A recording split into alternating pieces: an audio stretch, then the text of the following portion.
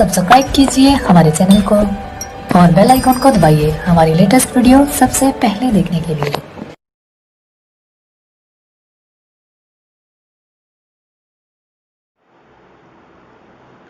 जैसा कि आज हम अध्याय 2 संघवाद शुरुआत करेंगे। यह आपका सिविक्स का अध्याय दूसरा है और हम इसका क्वेश्चन आंसर का भी वीडियो बनाएंगे। और इसे ज़्यादा बड़ा है इसलिए 2 पार्ट में कम से कम बनेगा। और आप अपने चैनल एनसीईआरटी किंग एडू मंत्रा पर हैं और मैं छोटू। ज़्यादा टाइम ना करते हुए शुरुआत करते हैं।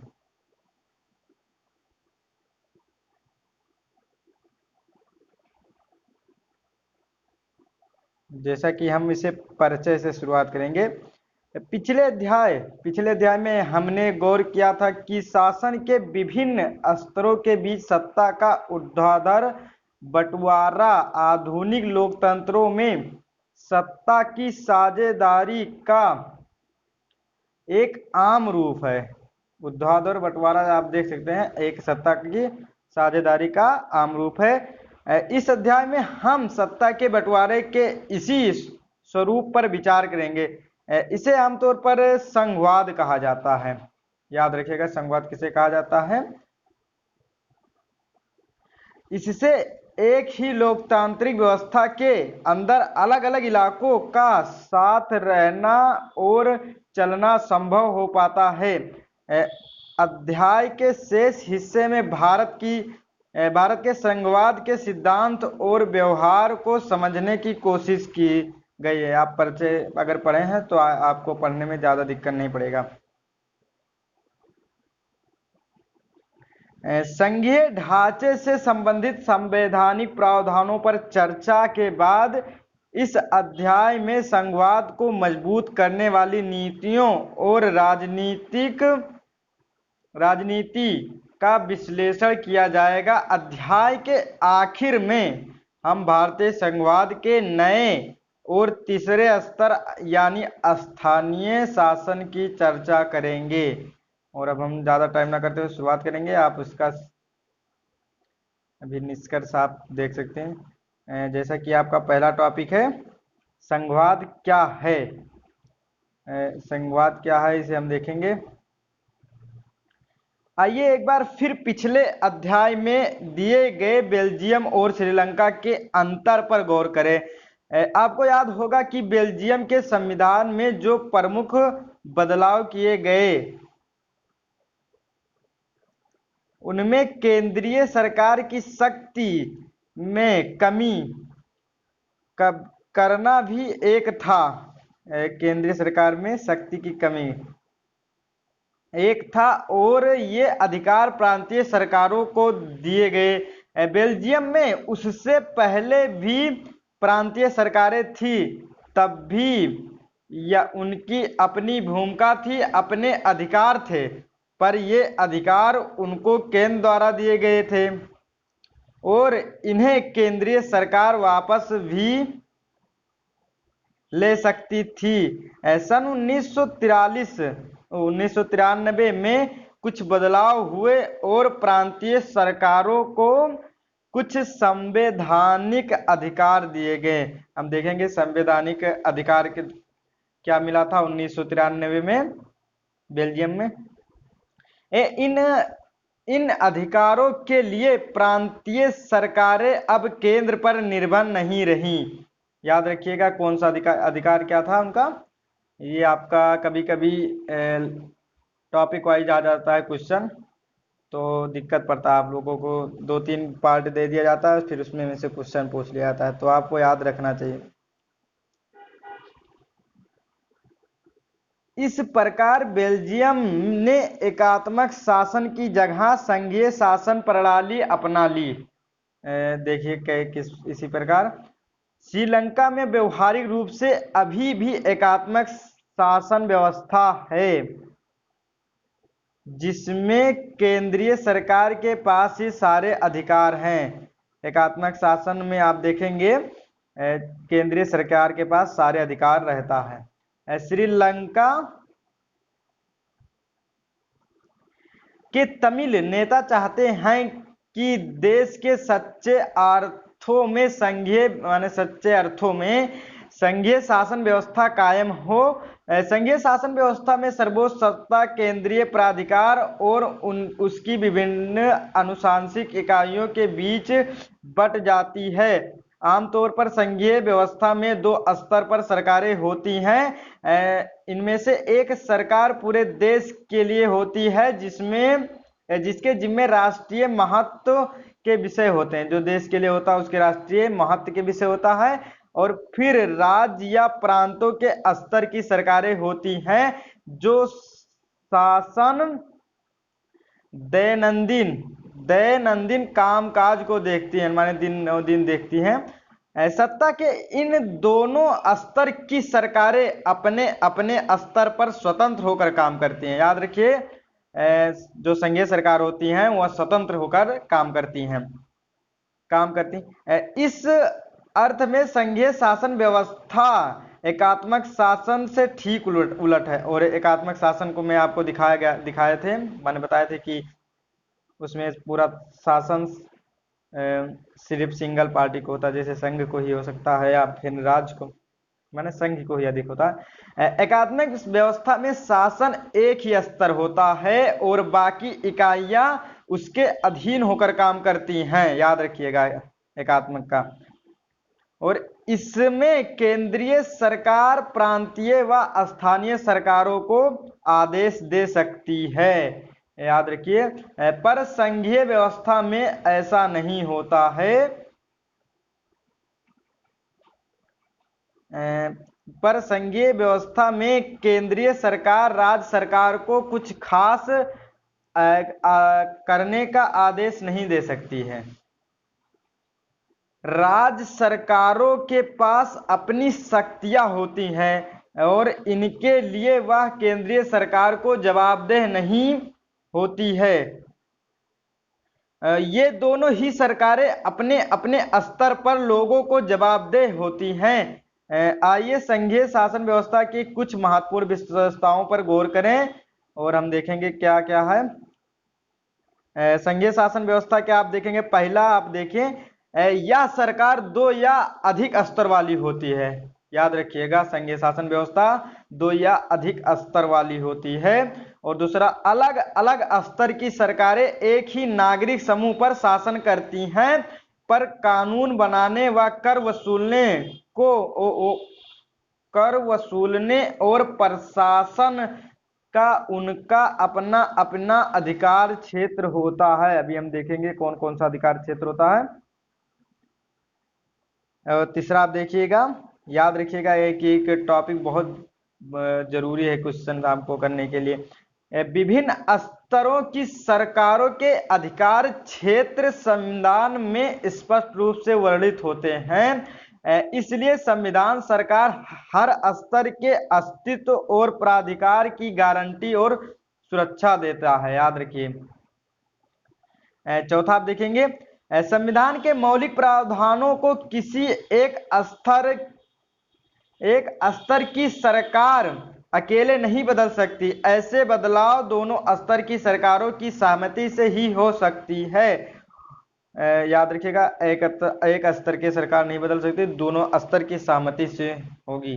और आप देखेंगे पांचवा, अदालत को संविधान और विभिन्न स्तर की सरकारों के अधिकारों की व्याख्या करने का अधिकार है। याद रखिए, अदालत को विभिन्न स्तर की सरकारों के बीच अधिकारों के विवाद की स्थिति में सर्वोच्च न्यायालय निर्णायक की भूमिका निभाता है।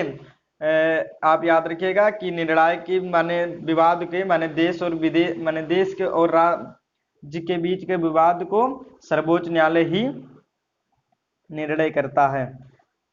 और आप छठा देखेंगे, वित्तीय स्वायत्तता निश्चित करने के लिए विभिन्न स्तर की सरकारों के लिए राजस्व के अलग अलग स्रोत निर्धारित हैं। अब देखेंगे, इस प्रकार संघीय शासन व्यवस्था के दोहरे उद्देश्य हैं। देखेंगे, देश की एकता की सुरक्षा करना और उसे बढ़ावा देना तथा इसके साथ ही क्षेत्रीय विविधताओं को पूरा सम्मान करना। इस कारण संघीय व्यवस्था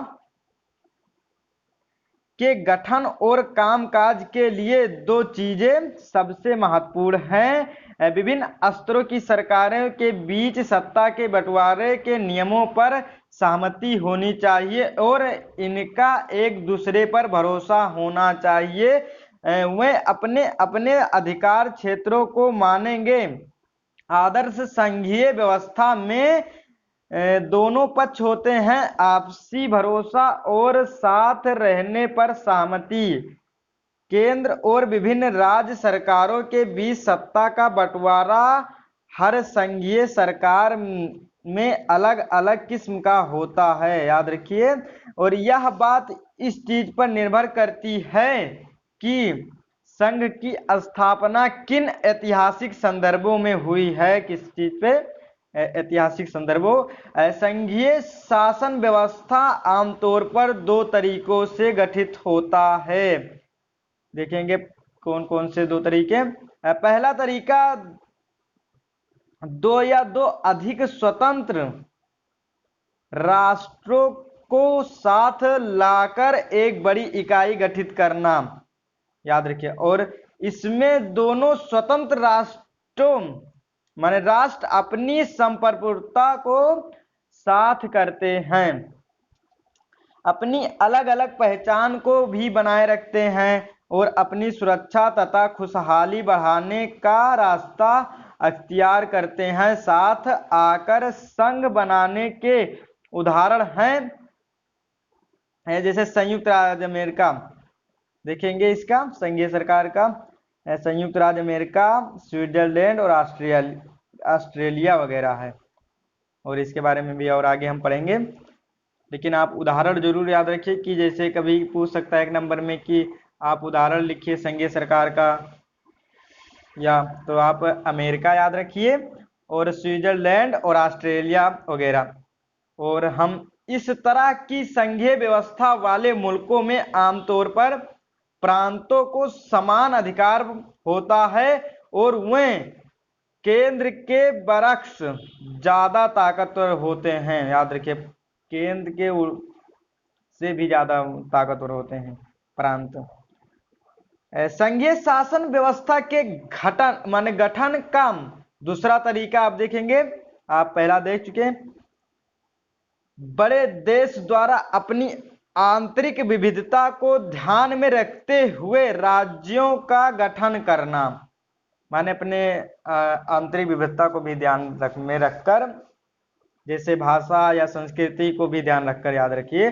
फिर राज्य और राष्ट्रीय सरकार के बीच सत्ता का बंटवारा कर देना। राज्य और संघ सरकार कह सकते हैं, राष्ट्रीय सरकार दिया गया। भारत, बेल्जियम और स्पेन इसके उदाहरण हैं, याद रखिएगा। भारत, बेल्जियम, स्पेन, माने कि अपने देश की विविधताओं को देखकर जो संघात्मक सरकार बनी है उसका उदाहरण आप देख सकते हैं, बेल्जियम, स्पेन और भारत है। और कई राज्यों को मिलाकर बनाने वाला अमेरिका दिया गया था, स्विट्जरलैंड दिखाया गया था आपको ऊपर, आप देखे थे। और इस दूसरी श्रेणी वाली व्यवस्था में राज्यों के बरक्स केंद्र सरकार ज्यादा ताकतवर हुआ करती हैं। देखेंगे उसमें राज्य सरकार ज्यादा ताकतवर होती है और इसमें केंद्र सरकार। अक्सर इस व्यवस्था में विभिन्न राज्यों को समान अधिकार दिए जाते हैं, पर विशेष स्थिति में किसी प्रांत को विशेष अधिकार भी दिए जाते हैं। अब जैसे हम देखेंगे, और आप अधिकार क्षेत्र देख सकते हैं। अधिकार क्षेत्र ऐसा दायरा जिस पर किसी वैधानिक अधिकार हो या दायरा भौगोलिक सीमा के अंतर्गत परिभाषित होता है अथवा इसके अंतर्गत कुछ विषयों को भी रखा जा सकता है। और अब हम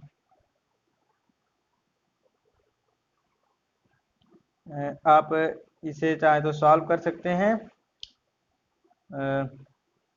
ज़्यादा कठिन नहीं है, लेकिन ज़्यादा टाइम लगेगा तो हम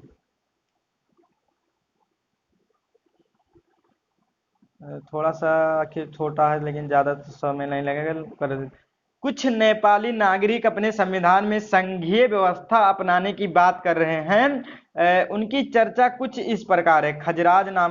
खगराज देखेंगे, मुझे संघीय व्यवस्था पसंद नहीं है, इससे भारत की तरह हमारे यहाँ भी सीटों को आरक्षित करना पड़ेगा।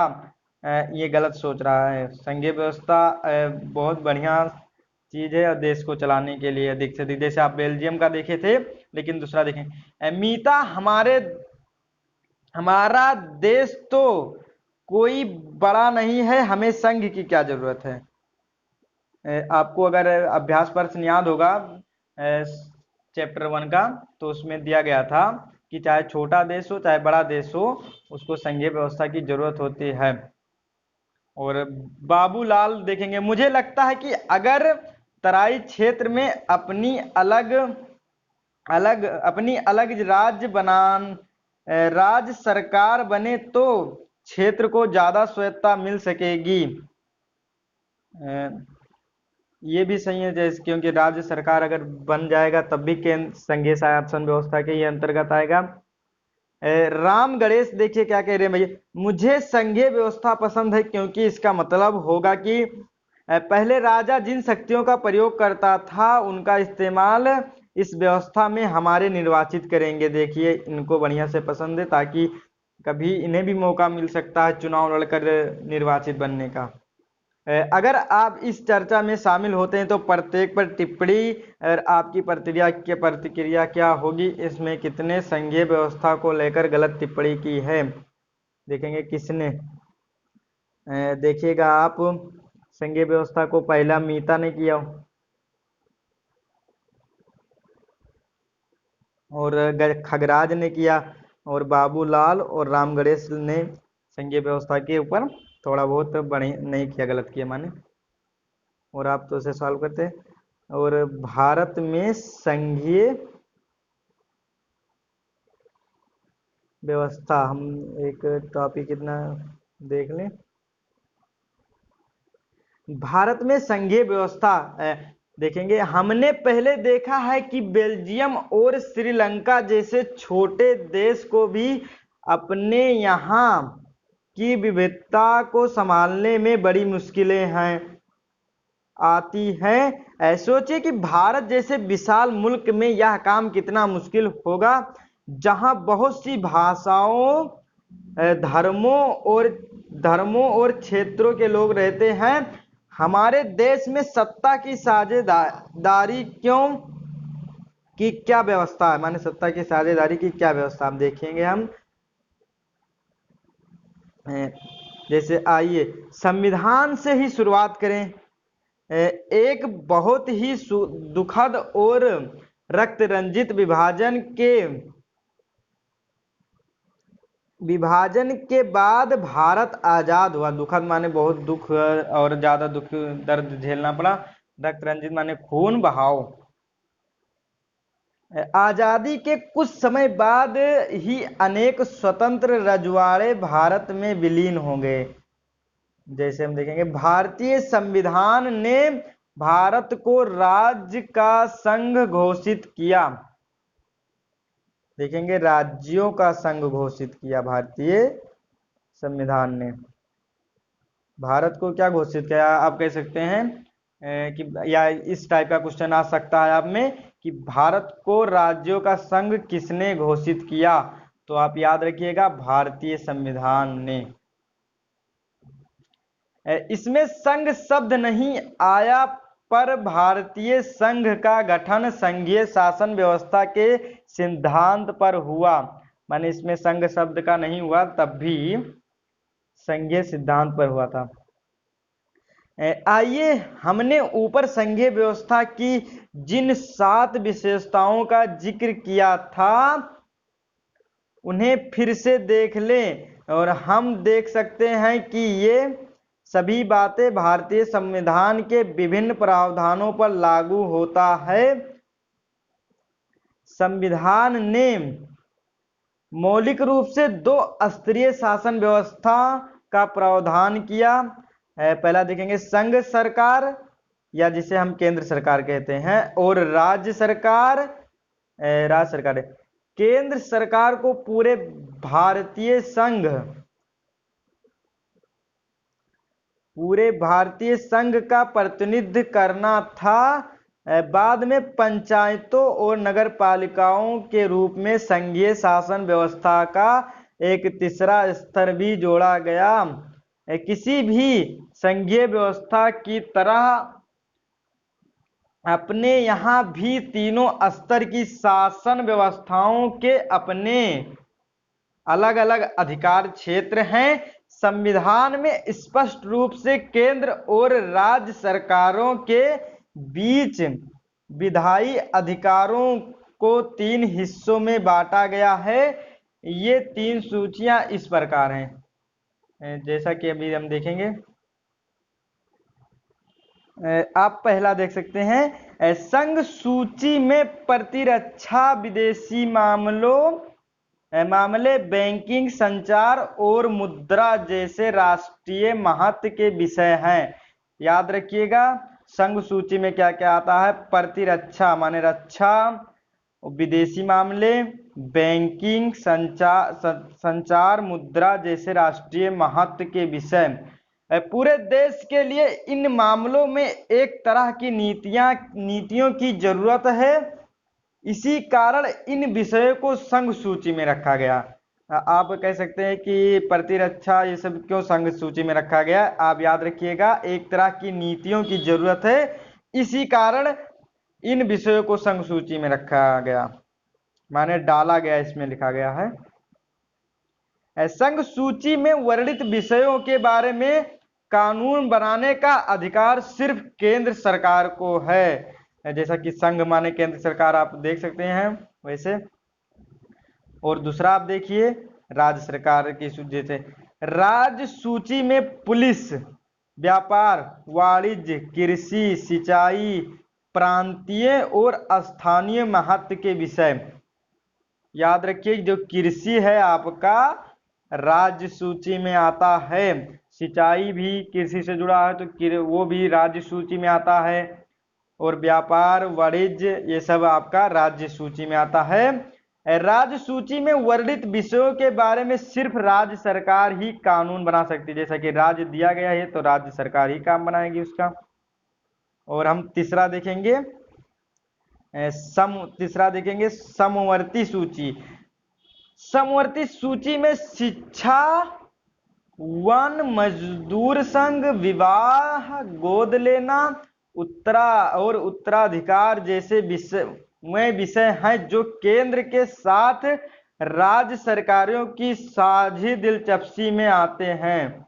याद रखिएगा, केंद्र, देखिए आप, केंद्र के साथ राज्य सरकार के दोनों को मिलकर जो साझी दिलचस्पी में आते हैं उसे समवर्ती सूची कहा जाता है। याद रखिए कि केंद्र और राज्य दोनों भी मिल सकते हैं इसमें। और इन विषयों पर कानून बनाने का अधिकार राज्य सरकारों और केंद्र सरकार दोनों को होता है। समवर्ती सूची पर दोनों का अधिकार होता है। याद रखिए, दोनों को ही है, लेकिन जब दोनों के कानूनों में टकराव हो तो केंद्र सरकार द्वारा बनाया गया कानून ही मान्य होता है। समवर्ती सूची में अगर दोनों के बीच अगर टकराव होता है तो केंद्र सरकार द्वारा बनाया गया कानून का मान होता है। याद रखिए, आप, जो बड़ा है उसी का तो मान होगा। आपके घर में भी जो बड़ा भाई होता है उसी को तो मानते हैं, लेकिन मम्मी पापा जो आपके अगर होते हैं तो छोटे को ज़्यादा प्यार करते हैं, तो छोटे की गलती नहीं मानते हैं। लेकिन अगर कोई बात जब सीरियस वाली आ जाती है तो उसमें बड़ों का ही बात माना जाता है, लेकिन लड़ाई झगड़े में तो होता रहता है। अब फिर देख, यहाँ एक सवाल यह उठता है कि जो विषय इनमें से किसी सूची में नहीं आते हैं उनका क्या होता है? उनका क्या होगा आप देखेंगे। फिर कंप्यूटर सॉफ्टवेयर जैसे विषय किसके अधिकार क्षेत्र में रहे, क्योंकि ये संविधान बनने के बाद आए हैं। हमारे संविधान के अनुसार बाकी बचे विषय केंद्र सरकार के अधिकार में चले जाते हैं। याद रखिएगा, जो बाकी बचे हैं, अगर आपका आ सकता है केंद्र सरकार में तो आप कंप्यूटर लिख सकते हैं, या कंप्यूटर के बाद जो भी अगर जो चीज शुरुआत हुआ है, अब ये थोड़ी ना टिकटॉक आप लिख देंगे, ये भी तो संविधान के बाद आया था, लेकिन ऐसा नहीं। लेकिन जैसे कंप्यूटर आया था संविधान बनने के बाद, तो आप लिख सकते हैं कि केंद्र सरकार के अधीन होता। हमने ऊपर देखा कि सबको साथ लेकर चलने की नीति मानकर बनी अधिकतर बड़ी संघीय व्यवस्थाओं में इकाइयों को बराबर अधिकार नहीं मिलते हैं। भारतीय संघ के सारे राज्यों को भी बराबर अधिकार नहीं है। कुछ राज्यों को विशेष दर्जा प्राप्त है, जैसे हम देखेंगे असम, नागालैंड, अरुणाचल प्रदेश और मिजोरम अपने विशिष्ट सामाजिक तथा ऐतिहासिक परिस्थितियों के कारण भारत के संविधान में कुछ प्रावधानों अनुच्छेद 371 के तहत विशेष शक्तियों का लाभ उठाते हैं। जैसे हम देखेंगे, ये विशेष शक्तियां स्वदेशी लोगों की संस्कृति और सरकारी सेवाओं में अधिमान्य रोजगार के भूमि अधिकारों के संरक्षण के संबंधों में स्पष्ट रूप से उपयोगी हैं। भारतीय संघ की कई इकाइयों को बहुत कम ही अधिकार हैं। ये वैसे छोटे इलाके देखेंगे, कौन से इकाइयों को ऐसे छोटे इलाके जो अपने आकार के चलते स्वतंत्र प्रांत नहीं बन सकते हैं, इन्हें किसी मौजूदा प्रांत में विलीन करना संभव नहीं है। जैसे चंडीगढ़, लक्षद्वीप अथवा देश की राजधानी दिल्ली इसके इलाके की इसी कोटि में आते हैं और इन्हें केंद्र शासित प्रदेश कहा जाता है। केंद्र प्रशासित प्रदेश आप देख सकते हैं, ना तो किसी देश माने किसी राज्य में विलीन किया जा सकता है और ना इन्हें राज्य घोषित किया जा सकता है, इसलिए इन्हें केंद्र शासित प्रदेश कहा जाता है। और इन क्षेत्रों को राज्यों वाले अधिकार नहीं है। इन इलाकों का शासन चलाने का विशेष अधिकार केंद्र सरकार को होता है। जैसा कि केंद्र शासित प्रदेश कहा जाता है, तो केंद्र का ही शासन उस पर चलता है। केंद्र और राज्य सरकारों के बीच सत्ता का बंटवारा हमारे संविधान की बुनियादी बात है। अधिकारों और इस बंटवारों में बदलाव करना आसान नहीं है। अकेले संसद इस व्यवस्था में बदलाव नहीं कर सकती है। ऐसे किसी भी बदलाव को पहले संसद के दोनों सदनों में 2/3 बहुमत से मंजूर किया जाना होता है। फिर कम से कम आधे राज्यों की विधानसभाओं से उसे मंजूर करवाना होता है। संवैधानिक प्रावधानों और कानूनों के क्रियान्वयन की देखरेख और न्यायपालिका महत्वपूर्ण भूमिका निभाती है। शक्तियों के बंटवारे के संबंध में कोई विवाद होने की हालत में फैसला उच्च न्यायालय और सर्वोच्च न्यायालय में ही होता है। सरकार चलाने और अपनी जिम्मेवारियों का निर्वाह करने के लिए जरूरी राजस्व की उगाही के संबंध में केंद्र और राज्य सरकारों को कर लगाने और संसाधन जमा करने के अधिकार हैं। जैसा कि